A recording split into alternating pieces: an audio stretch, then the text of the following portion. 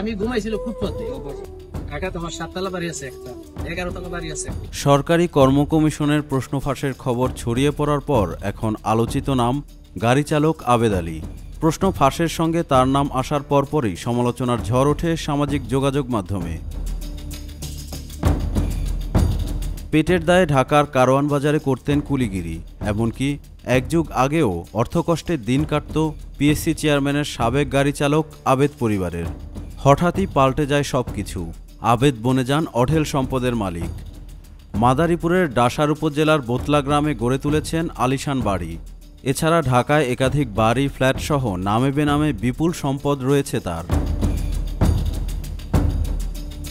সৈয়দ আবেদ আলী মাদারীপুরের ডাসার উপজেলার পশ্চিম বোতলা গ্রামের মৃত আব্দুর রহমান মীরের ছেলে। স্থানীয়দের সঙ্গে কথা বলে জানা গেছে, আব্দুর রহমান মীরের 3 ছেলে ও 1 মেয়ের মধ্যে আবেদ আলী মেজ। তার এক ভাই কৃষিকাজ করেন, আরেক ভাই অটোরিকশা চালিয়ে জীবিকা নির্বাহ করেন। তবে এলাকার মানুষের কাছে আবেদ আলী পরিচয় দিতেন শিল্পপতি হিসেবে।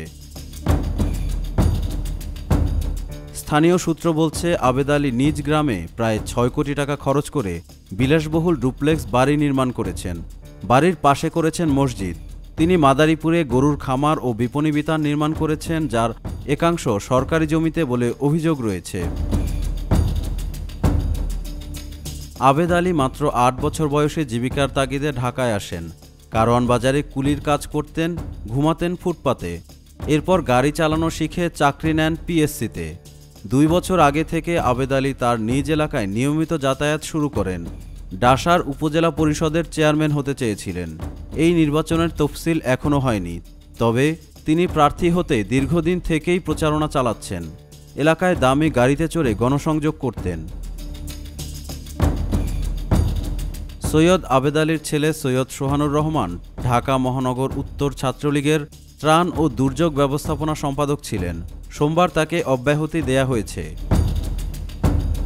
এদিকে কুয়াকাটার সান মেরিনা হোটেল নিজের দাবি করে ফেসবুকে একটি পোস্ট দেন আবেদ আলী।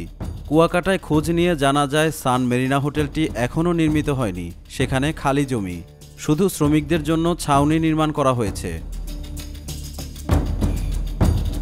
জমিটি নিজের বলে দাবি করেন লিবার্টি গ্রুপের ব্যবস্থাপনা পরিচালক মোহাম্মদ মোশাররফ হোসেন।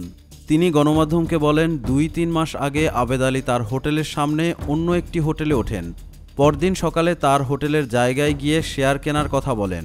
তিনি আরও বলেন, আবেদ আলীকে একজন টাউট প্রকৃতির লোক বলে মনে হয়েছে। আমি এজন্য ঢাকার গুলশান থানায় জিডি করব। প্রশ্নপত্র ফাঁসের অভিযোগের ঘটনায় 3 সদস্যের তদন্ত কমিটি গঠন করেছে পাবলিক সার্ভিস কমিশন। গতকাল সোমবার রাতে এ কমিটি গঠন করা হয়েছে। পিএসসির চেয়ারম্যান মোহাম্মদ সোহরাব হোসাইন বিষয়টি নিশ্চিত করেন।